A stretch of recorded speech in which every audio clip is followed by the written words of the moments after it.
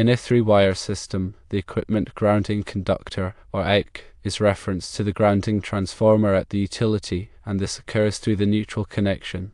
When a generator is installed in such a system, it effectively acts as a grounding transformer during generator operation. Therefore, the EGC must be referenced to the generator's neutral bus. It is crucial to understand why bonding the EGC to the chassis ground lug on the generator case would be an incorrect and potentially dangerous practice. Connecting the EGC to the chassis ground would create a parallel path to ground for the neutral current. This means that, under normal operating conditions, a portion of the neutral current would flow through the EGC instead of exclusively through the neutral conductor. This parallel path is undesirable because the EGC is not designed to carry continuous neutral current. The consequences of such a parallel path can be severe. Firstly, the EGC may not be sized appropriately to handle the neutral current, leading to overheating of the conductor.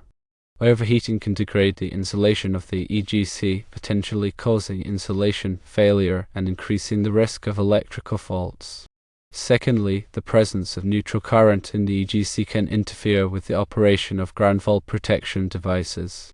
These devices are designed to detect imbalances in current flow, indicating a ground fault condition.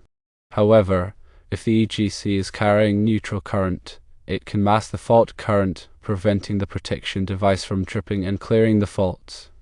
In the event of a ground fault, the flow of current through unintended paths poses a significant risk. If the EGC is improperly connected to the chassis ground, the neutral current would flow through the EGC instead of through the intended neutral conductor. This can lead to several problems, including 1.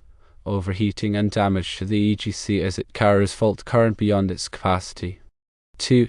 Elevated ground potential, increasing the risk of electric shock to personnel who come into contact with grounded equipment. 3. Failure of ground fault protection devices to operate correctly, leaving the fault unaddressed and increasing the risk of further damage or injury. The proper and safe connection method involves bonding the EGC directly to the generator's neutral bus. This establishes a low impedance path for fault current to flow back to the source, which is the generator in this case. This low impedance path is essential for ensuring that ground fault protection devices operate quickly and effectively to clear the fault. By bonding the EGC to the neutral bus, you provide a clear and direct path for fault current, minimizing the risk of current flowing through unintended paths.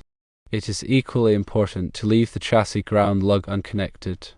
The chassis ground is intended for grounding the generator's metal enclosure for safety purposes, but it should not be used as a primary path for fault current. Connecting the EGC to the chassis ground would create the parallel path issue. Now let's consider the relevant electrical codes and standards that govern these practices. The National Electrical Code, or NEC, provides detailed requirements for grounding and bonding electrical systems. The NEC emphasizes the importance of establishing a low impedance ground fault current path to ensure the reliable operation of overcurrent protection devices.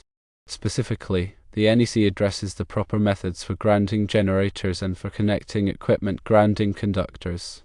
It is crucial to consult the NEC and any other applicable local codes and regulations to ensure that your generator installation complies with all requirements. Remember, electrical work can be dangerous, and it is always recommended to consult with a qualified electrician or electrical engineer if you have any questions or concerns about grounding or other electrical installations. Improper grounding can have serious consequences, including electrical shock, fire, and equipment damage. In summary, when installing a replacement generator in a three-wire system, remember these key points.